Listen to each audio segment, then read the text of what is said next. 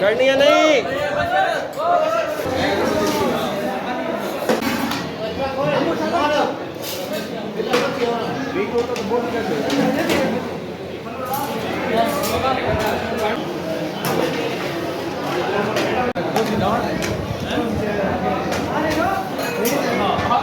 اللہ من الشیطان الرجیم. بسم اللہ الرحمن الرحیم. کیسے ہیں آپ سب؟ امید ہے ٹھیک ٹھاک ہوں گے. ایک اور نئے ولاگ میں، چھوٹے سے ولاگ میں آپ کو خوش آمدید. امید ہے آپ ٹھیک ہوں گے، خوش پاش ہوں گے. آج تھے جناب 10 محرم کا دن، اور آج بڑا مصروفیت کا دن تھا. صبح لنگر، پھر سبیر، اور پھر اس طرح بڑی ترتیب تھی. ابھی شام ہو چکی ہے، شام میں بھی تھوڑی ترتیب ہے، وہ بھی ابھی آپ کو دکھاؤں گا. لیکن ابھی تھوڑا آپ دن میں ترتیب دیکھ لیجئے، دن میں کیا ترتیب تھی ہماری، اور اس میں وائس اوور کر کے میں نے آپ کو بتایا ہے کہ کیسے کیسے لنگر تھا اور کیسے کیسے سبیل تھی. پھر اس کے بعد چلتے ہیں شام کی روٹین پہ، پھر آپ کو دکھائیں گے. لیکن پہلے آپ صبح والی روٹین دیکھیں، پھر ہم آگے آ کے ملتے ہیں. جی تو یہ تھا ہمارا لنگر کا انتظام. چونکہ مسجد کے اندر ہی ہوتا ہے محفل.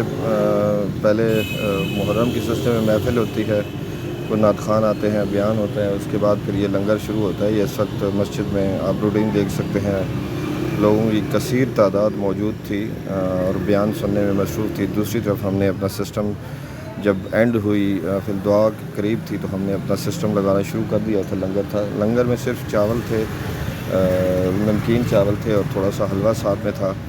اور یہ ساری ہماری ٹیم ہے جو بالکل تیار بیٹھی تھی کہ جیسے ہی دعا کمپلیٹ ہو تو ہم لوگ اس کو شروع کریں. اور یہ ہمارا لنگر جناب پہلے انہوں نے ڈالنا شروع کر دیا تھا جیسے ہی دعا شروع ہوئی، کیونکہ پھر ایک دم رش پڑ جاتا ہے.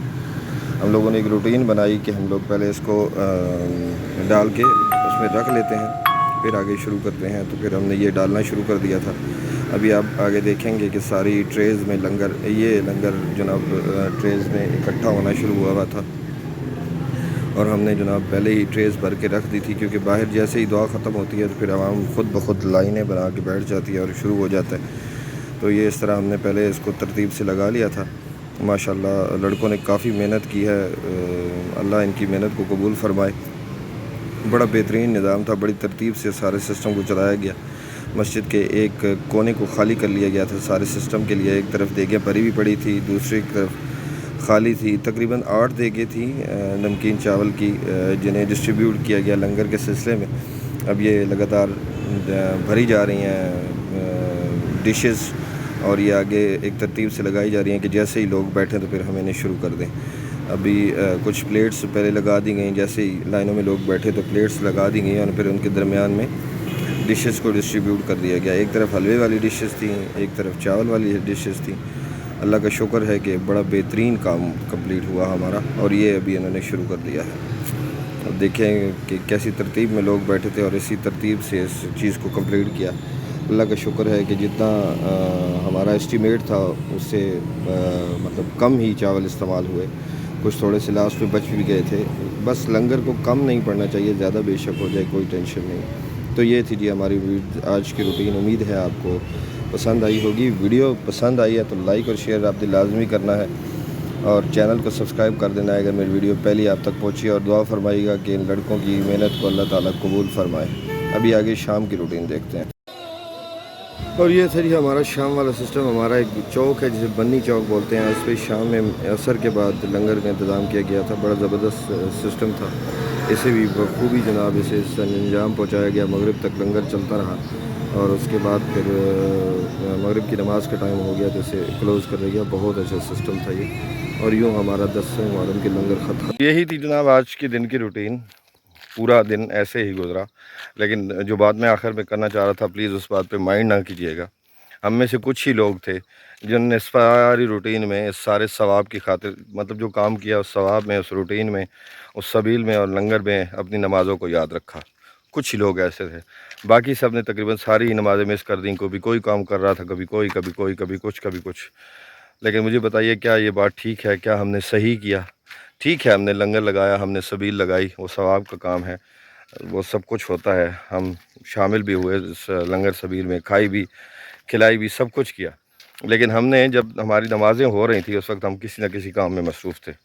تو کیا 10 محرم کا اصل مطلب یہ ہے کہ لنگر اور سبیلیں لگائی جائیں؟ اور نبی کریم صلی اللہ علیہ وسلم کی پہلی پرائرٹی، ان کی آل اولاد کی پہلی پرائرٹی، سب کچھ جو نماز کی خاطر، قرآن کی خاطر انہوں نے اپنے سر کٹوا دیے، لیکن یزید کے آگے سر نہیں جھکایا۔ کیا یہ ٹھیک تھا؟ کیا یہ ٹھیک ہے؟ اور کیا یہ ٹھیک ہو رہا ہے؟ اس بارے میں ضرور سوچیے گا، پلیز میری بات کو مائنڈ نہ کیجیے گا۔